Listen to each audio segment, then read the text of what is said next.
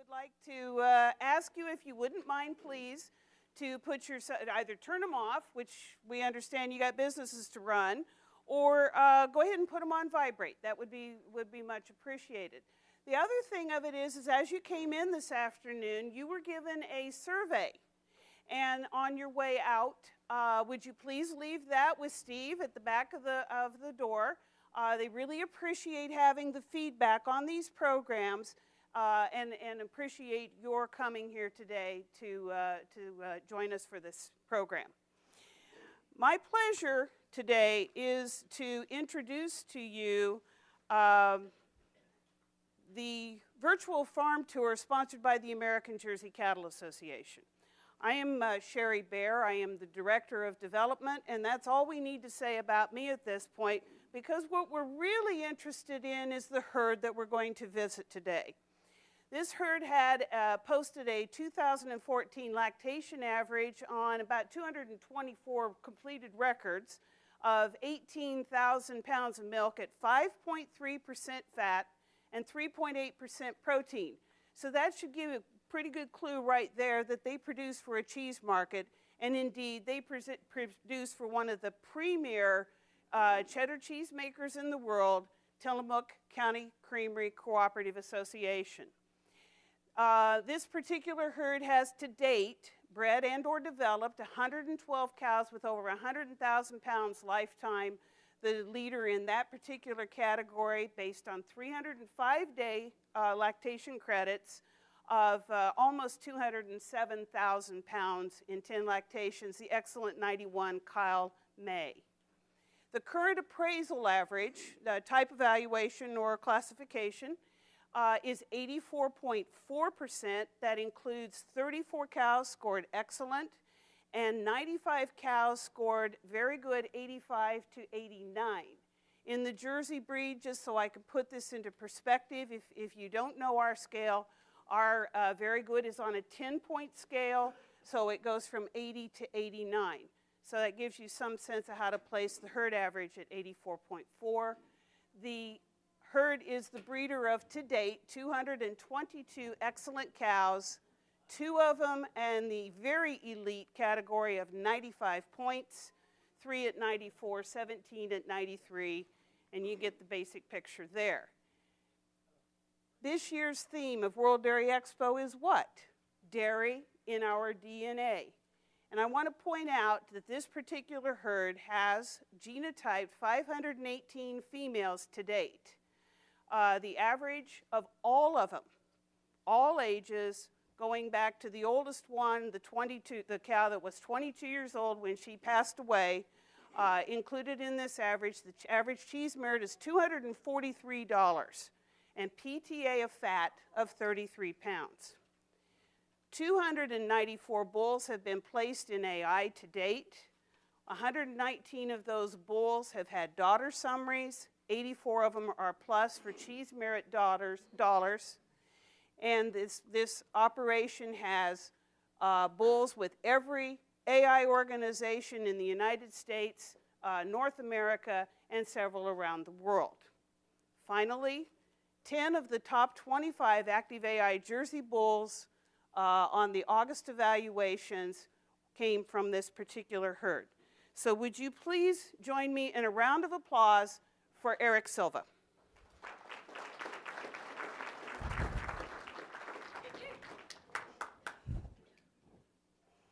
So Eric, it's a real pleasure to have you here with us today and take us on a tour of Sunset Canyon Jerseys.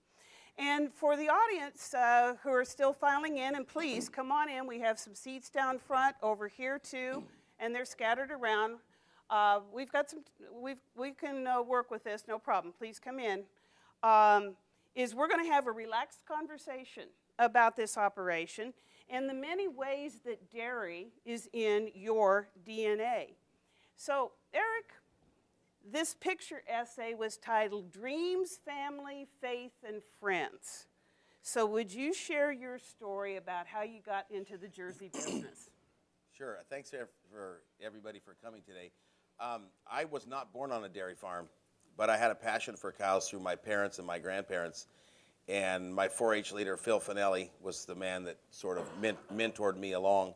And when I got out of high school, another friend of mine, Dennis Arrayes, who Joe knows well, loaned me $50,000 to buy 70 Jersey cows in those days, and put me in business, and that was in 1988. And there was a lot of really good people along the way that helped us and or helped me until I met my wife in, when did I meet my wife? 1993, I think. I think that sounds right. And we married in 1995, and she is my best friend, and her 2 kids, and our 3 kids that we have together, the 5 of us, built a dream. In 1995, we moved to the Oregon coast and started Sunset Canyon in a different way, and focused more on breeding for fat and cheese yield, cheese pounds, and here we are today. Okay, so let's introduce the members of the family. Okay, so left to right, I have our son Sam, our son Valari. That's the grandson. We call him Pork Chop. His name is Brody. Brody's his real name. I'm sorry. Yeah, his mother's gonna kill me. Stepson Nathan, daughter-in-law Kaylee, grandson Jace, granddaughter, my wife, and Jackson. Very good. That's the family. That's the family. So Eric, every one of us who has been lucky enough to get to Sunset Canyon, you're located in Beaver, Oregon, which is south of Tillamook. Right on the Oregon coast, yeah. Okay. Remarks on what a beautiful setting it is, as we can see a little bit in this still. So, but for those of us in the audience here today who haven't seen the farm, would you mind on taking us on a little walkabout? Sure. This will start. It was going to start. That's okay, that helps break the ice. There we go. So this is the farm sign. That's our box stall barn there. We have 12 box stalls where we keep our higher end cows, so we can watch them a little closer. We do our flushing and stuff in that barn. So this view is from the house. There's the milking parlor there to the right. I don't know who that guy is walking up the driveway. Gotcha.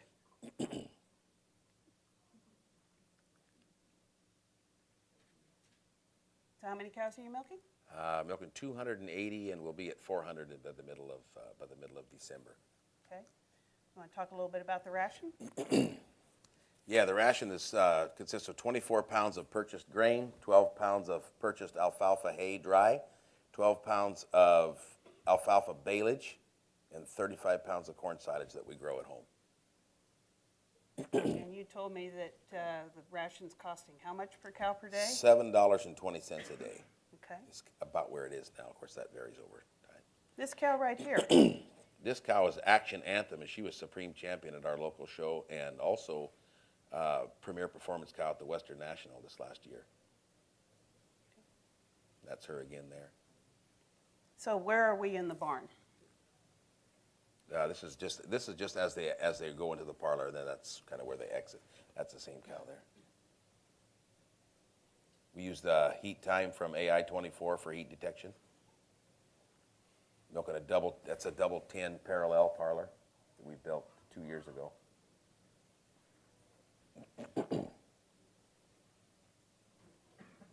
That sign was on my grandfather's dairy probably 50, 60 years ago.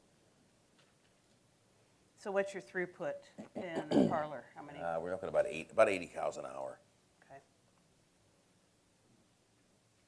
And current production is running at what? At 50, so we get, for the last 6 months, we've been between 58 and 60 pounds of milk with a 5.4 fat and a 3.9 protein. It's 13.5 pounds of cheese. This is the new freestall barn that we're building now that's almost done. There's 285 lockups and 295 beds in that barn. It'll have barn scrapers and water beds, all the good stuff. So are you in an expansion mode right now? We are in expansion mode. We have 2 kids that are home now, and we bought 200 acres of land recently that borders us, and we're going to about double our cow numbers. So it's a viable business for them to take over. Calf set up. Calves are all raised in hutches outside. Yeah, This is talk our, to us about this this. is our cornfield here, and most of this land was all in forest in February. We had that all cleared by the middle of May and planted all that in corn. So most of that you see was all in forest, just like you see behind you. It was all cut, stumped, burned. We picked rocks and sticks until our hands were ready to fall off, but we got it done. 77 acres we cleared. And the stuff way in the back that you can see, there's 30 acres back there that'll be cleared this year. This is our alfalfa crop here. We have 60 acres of alfalfa.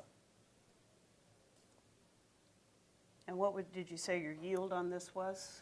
We're right at 4 tons of dry alfalfa per acre for the year. And I'd like to get our yields up a little higher. I don't think that's quite good enough. But the pH in the soil there is in the high 4s, low 5s, so it takes an awful lot of lime, which you can't put all that on at one time. So we're trying to get that, to raise that over time. This is a heifer barn here that we built 2 years ago. So the entire heifer operation is contained in Yeah, your all the facility. calves are born there, all the heifers are raised there. Everything is born there and stay there till they leave. We raise everything at home. So when you finish the barn, how many cows are you going to go to? Did you tell us that? We'll be at 400. Okay.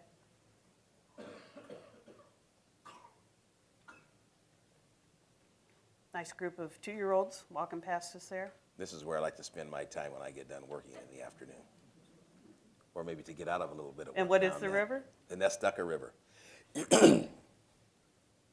And tell us about this. This is probably, the hog maid cow is probably the most influential Jersey cow of the, I don't know, pick a time period.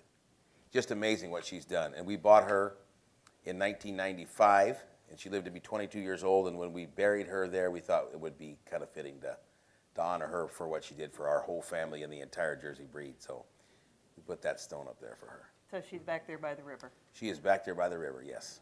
Okay. All right. So to get into the heart of the program today, let's listen to this clip. Era was out visiting Eric about a month ago, and I think it probably will help us get a handle on where we're going to go with the rest of the discussion today. Okay? Whoops.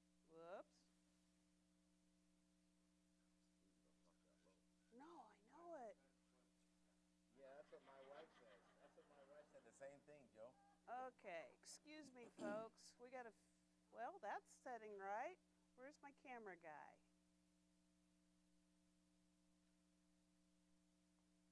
Shall we try it again? Okay. This should be sound.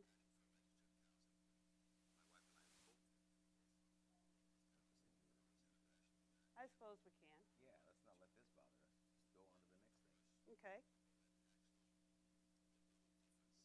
We'll let him work on the sound here a little bit, and we'll come back to that. So what Eric was talking about was the fact that when they got started, you were talking about your mentors and what they did as a strategy to build a herd. Yes, have I got sound now? On my voice? I can just talk louder if I need to.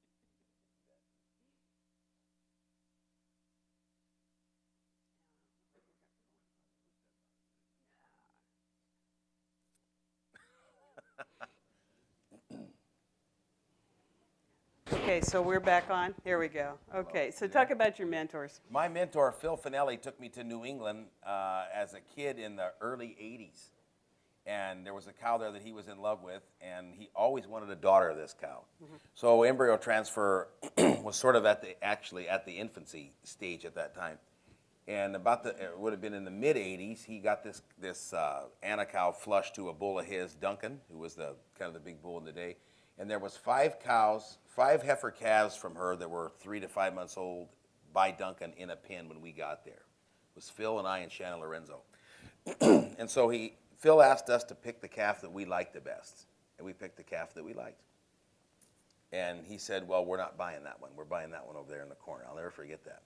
And she was kind of a sway-backed, sloped-rumped, kind of an ugly kind of a heifer. We were horribly disappointed. But it was $2,000, and each of us put in $700 to buy this. It was a lot of money at the time, Yeah. you know. anyway, we bought the heifer that Phil liked, and we brought her home, and she was by far and away the best one of the flush when it was all done, and started an incredible cow family for us. This is her probably as a 5-year-old. Mm-hmm.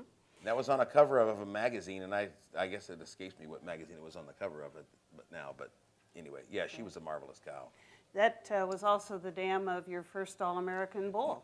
Yes, sold a bull. Yeah, that was the first. We sold her son at that time for $42,000. It was a huge amount of money for us. I mean, I was 20 years old, and that really helped us get started. But even more than Midnight Storm, there was this cow. Yeah, this was her granddaughter, and this was an interesting story. I met a kid that came from Australia that came over on an ABS tour. His name was Corey Couch. We had a daughter of the Midnight Blue cow that was on the previous slide, and he wanted to flush her to Beretta because they couldn't get Beretta semen in Australia at that time because of health regulations. And so we flushed the cow to Beretta, and I don't know, we got a half a dozen embryos that we sent to him, and there was one number 3 embryo that was cracked out of the zona, and we couldn't freeze it to send to Australia, so we put it in. And there was a heifer calf born, and that was this cow here. So she won the National Jersey Jug Futurity? Yeah, and my wife and my kids were entering cows in the national. We weren't not show people by any means, and my kids and my wife were entering heifers in the National Jersey Jug Futurity, and I kind of thought they were out of their mind, you know. Anyway, this heifer calved as a 2-year-old, and she was absolutely fantastic. So we bred her back, and she calved again, and we took her to the big show in Louisville, Kentucky, and she won the Jersey Jug Futurity, and was premier performance cow at the All-American show at that time. And yeah, this is more of her information here. And I think probably still today, she's probably the only cow in breed history to win a national show and have a successful son in AI. Her son All-Star went to Gen X, sold 280,000 straws of semen, most of which was sexed, and is the #1 unit semen selling bull in the history of Gen X Cooperative. So talk about the cow pictured here. Well, this would be an All-Star daughter from the Duncan Bell line on the bottom, but that's probably the best All-Star daughter we have, and we're still calving him. His sex semen is incredibly fertile, and that was kind of his claim to fame. Okay. So let's move to the Anthem family today, and you mentioned one. You pointed out one in the videotape. Let's talk about this cow. Yeah, this cow is 6 generations down from Old Anthem, and all 6 generations are excellent. This is Action Anthem that was premier performance cow at the Western National Show this year.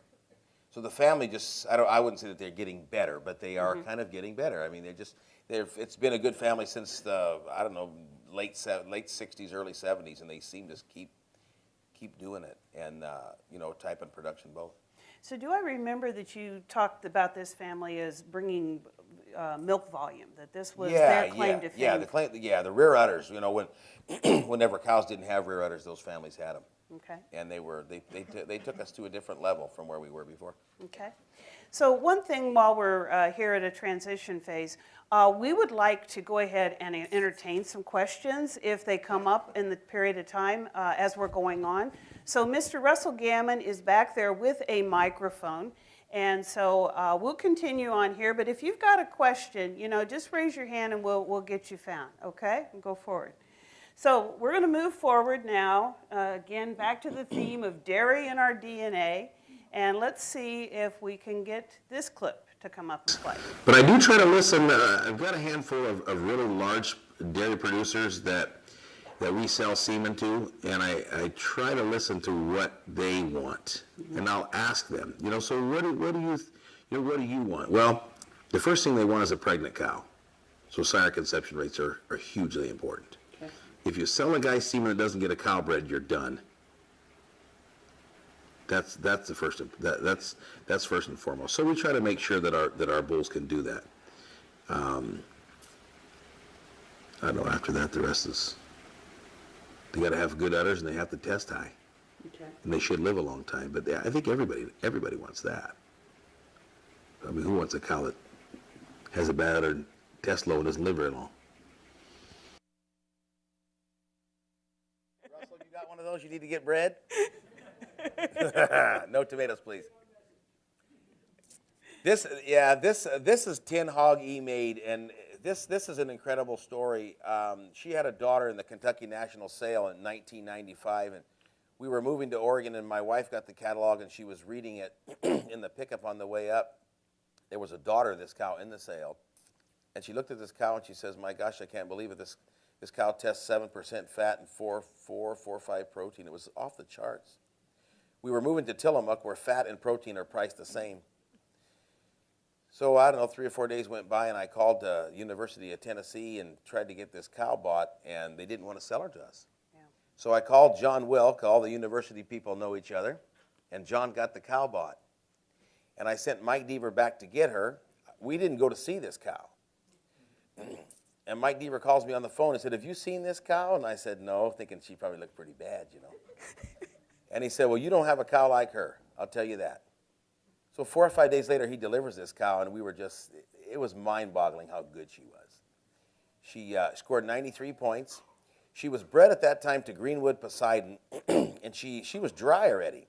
She had a bull calf, and we put him in the All-American sale, and he topped the sale at $54,000. Yeah. And after that, it was incredible. The price of fat changed. Everything changed. We were saturated with, with particular bloodlines at the time. The cow was Danish bred for 2 generations herself, and just changed everything.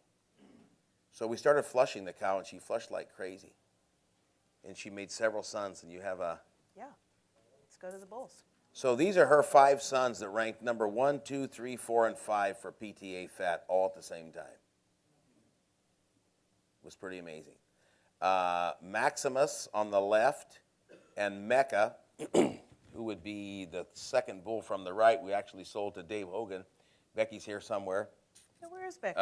Here she is. Sold them to her dad, and I don't know, they milked several thousand daughters of those bulls at that time. Militia on the left, we leased to CMEX through Cedar Crest Farms. That's a group of his daughters there. He was the number 1 JPI bull at the time. Maximus on the left was number 1 for fat. Matinee was the number 1 fat bull not long after that. Mecca has a son named Javon. Javon figures pretty heavy in a lot of pedigrees today, that even the ones that we didn't breed. And then Maximum on the right went to DeGraff's down in Pixley, California, and really did a good job for them down there. And sired Renegade, who would be the sire to our what's his name? Dimension bull now, who is the number 1 JPI bull now. So the bulls have had a huge impact throughout the entire breed. Yeah, but so have the females. This was probably her best daughter. This cow was 93 points and had she have a 7.2 fat and 4.6 protein lifetime. And it was interesting because she was probably not the highest producing one of the 5 daughters. There was 5 as 2-year-olds. She wasn't, but genomics picked her out to be the best one. And by the time she had her 3rd calf, she was indeed the best one, and it's been the best breeding cow of the whole bunch. And I think this cow's got 145 or 155 daughters now. Okay. Through IVF. We said she's gone now, but when she was an old cow, we sent her down to Casbergens in Tulare, California, and they did a lot of IVF work on her. And she's actually got a daughter that's going to be showed at Louisville this year. Okay. But she also is a show winner herself. I guess I forgot that part. She was also Premier Performance Cow at the Western National Show. Not bad. Pretty good cow. This is her daughter by Centurion. That's at Covington's, and she's excellent 94. This cow's got a full sister in Australia at Riverside, Jersey, that's also 94 points. And there's multiple sons of this cow. You want to turn that on?